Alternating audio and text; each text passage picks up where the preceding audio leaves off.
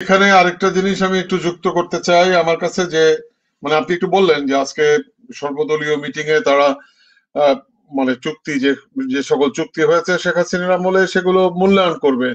আমি মনে করি এটি খুবই সিগনিফিকেন্ট। শুধু মূল্যায়ন না, আমি এর সাথে একটা শব্দ যোগ করতে চাই। এই এই এই আপনি যাকে বান্দি বললেন, এই ফ্যাসিস্ট শেখ হাসিনার সাথে ভারতের যতগুলো চুক্তি হয়েছে সেই চুক্তিগুলোর শ্বেতপত্র আমরা দাবি করছি। প্রত্যেকটি চুক্তির শ্বেতপত্র প্রকাশ করা হোক, দেশের মানুষকে জানানো হোক ভারতের সাথে এই 16 বছরে শেখ হাসিনা কতটুকু নতজানু ছিল, কতটুকু ক্ষতি সাধিত করেছে, কতটুকু লাভবান করেছে সে তার তথাকথিত স্বামীকে। এটি এখন সকলের জানার প্রয়োজন আছে।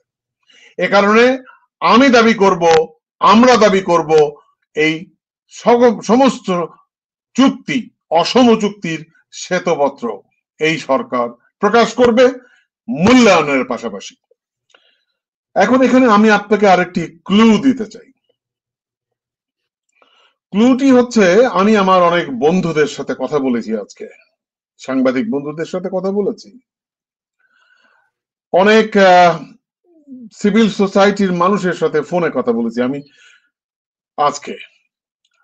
অনেকে আমাকে স্বাগত জানিয়েছে, অনেকে ফোন করেছে, দেখা করে। আজকে আমার দিনটি ছিল যে আমি শুধু ঢাকা শহর দেখব।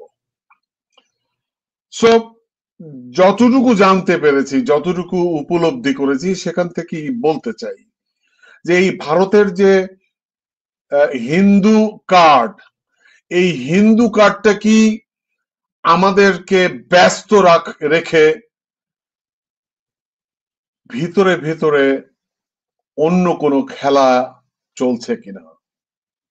আমি আপনাকে একটা ক্লু দিতে চাই।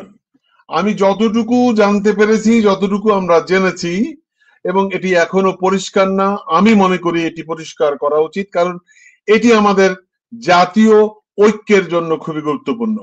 সেটি হচ্ছে হিল ট্রাক্সকে নিয়ে গোপনে গোপনে কোনো পরিকল্পনা ভারত করছে কিনা, এটিও কিন্তু আমাদের মাথায় রাখতে হবে।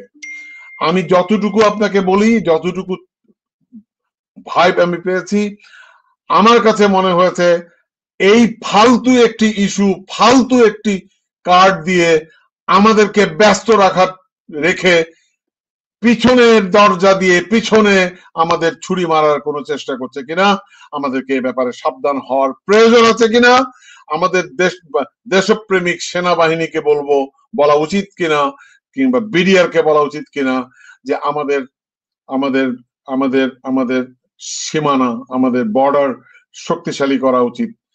আমি যতটুকু শুনেছি এরই মধ্যে কিন্তু মায়ানমার থেকে বেশ কিছু শরণার্থী এই কয়েক মাসে প্রবেশ করেছে, ব্যাপক শরণার্থী। এখন এটি কি ওই মানে ভারতের নতুন কোন ফন্দি ফিকির কিনা, আমাদেরকে এই হিন্দু কার্ড দিয়ে ব্যস্ত রেখে তাদের কোনো ফন্দি কিনা, এটা আপনি যদি একটু আমাদের দর্শকদের জন্য ব্যাখ্যা করেন।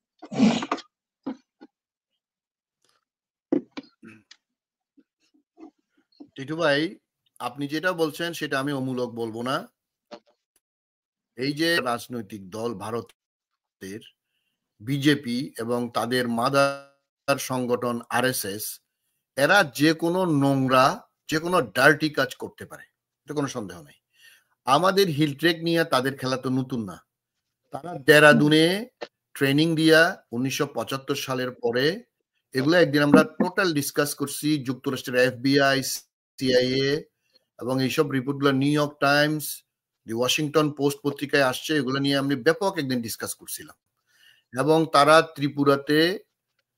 ত্রিপুরার রাজধানী আগরতলায় এবং কলকাতায় হেডকোয়ার্টার করে আমাদের পার্বত্য চট্টগ্রামে, যেটা এখন 3টা জেলা, খাগড়াছড়ি, বান্দরবন এবং রাঙামাটিতে, এবং এই যে আজকে এই যে কাদের সিদ্দিকী, তাকে দিয়ে টাঙ্গাইল এবং ময়মনসিংহের সীমান্তে অনেক 20 বছর ধরে তারা এইসব আমাদের বিরুদ্ধে সরাসরি আপনার যুদ্ধ ঘোষণা করেছে এবং অনেক সাধারণ মানুষ, অনেক সৈনিক মারা গেছে। তো আমি ইন্টারিম গভর্নমেন্টকে অনুরোধ করব, এই 10 ট্রাক অস্ত্র নিয়ে আমাদের এই ডিজিএফআই এবং এনএসআই সহ অনেকের বিরুদ্ধে মামলা হয়েছে, তারা এখনো জেলখানায় আছে। এইসব মামলা প্রত্যাহার করে অবিলম্বে রেজ্জাকুল হায়দার সাহেব সহ, মেজর জেনারেল রেজ্জাকুল হায়দার সহ সবাইকে অবিলম্বে মুক্তি দিতে হবে। এবং 75 থেকে আজ পর্যন্ত ভারতের গোয়েন্দা বাহিনী এবং ভারতের এই যে কাদেরিয়া বাহিনীকে, ইন্দিরা গান্ধী থেকে শুরু করে যত সরকার ছিল, যারা যারা আমাদের দেশের বিরুদ্ধে এই কাজগুলো করতেছে, এটার বিরুদ্ধে আরেকটা আপনার কমিশন গঠন করা উচিত। এবং আমাদের কতজন মারা গেছে এগুলাকে ভারতকে দাবি করা উচিত। এইগুলো আমাদের দেশের বিরুদ্ধে, একটা সার্বভৌম স্বাধীন দেশের বিরুদ্ধে ভারতের এবং তাদের গোয়েন্দা সংস্থা 1975 সাল থেকে যে পরিমাণ মানুষকে হত্যা করছে এবং কারা কারা করছে, এদের বিচার করতে হবে অথবা আমাদেরকে হস্তান্তর করতে হবে। এই জন্য একটা, আপনি তো শ্বেতপত্র দাবি করলেন হাসিনা যে চুক্তি করছে এগুলা প্রকাশ করার জন্য। আমি আপনার সাথে একমত হয়ে বলবো, সাথে সাথে এই 75 সাল থেকে এই পর্যন্ত আমাদের দেশের বিরুদ্ধে যে অস্ত্র ধরে আমাদেরকে যে ব্যতিব্যস্ত রাখছে, এবং আপনি যে বললেন এখনো নতুন ষড়যন্ত্র করছে, হিন্দু কার্ড, উগ্র হিন্দুদেরকে ঝুঁকিয়ে দিয়ে যে আমাদের এই আপনার তো তাদেরকে মনে রাখতে হবে, কিন্তু এখন জাগছে।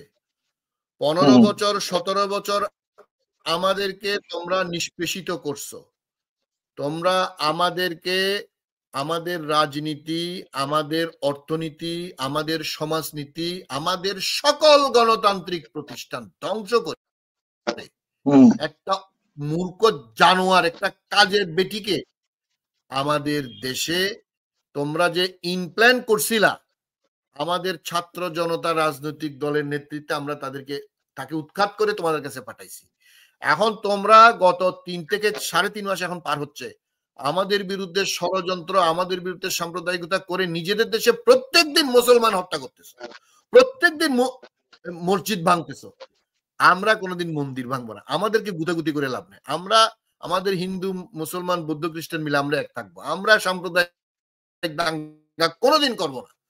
তোমরা হচ্ছে ছোট লোক, তোমরা হচ্ছে ডার্টি, তোমরা হচ্ছে এইসব কুলাঙ্গারগিরি কর। তোমাদের পাশে একজনের সাথে তোমাদের ভালো সম্পর্ক নেই, না চায়না, না পাকিস্তান, না শ্রীলঙ্কা, না নেপাল, না ভুটান, না মালদ্বীপ। আমাদের একটা কাজের বেটি রাইকা কয় ওদের সাথে আমাদের সম্পর্ক সর্বোচ্চ পর্যায়ে আছে। তো কাজের বেটি থাকলে তো হবেই। এখন ডক্টর ইউনূস আছে, ভবিষ্যতে বিএনপি আসবে বা অন্যান্য রাজনৈতিক দল আসবে। দেখো আমরা কতটুক গণতান্ত্রিক, কতটুক আমাদের মেরুদণ্ড আছে। মেরুদণ্ডহীন কেচোর সাথে সম্পর্ক তোমাদের ছিল, এখন রয়্যাল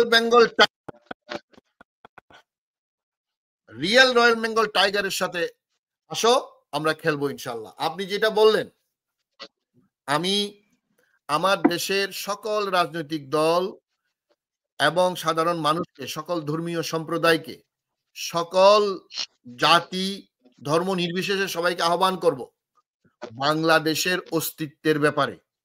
সেখানে যতটুকুই হোক আমরা কাউকে ছাড় দেব না। আপনারা দেশাত, মানে একটা কথা আছে যে দেশপ্রেম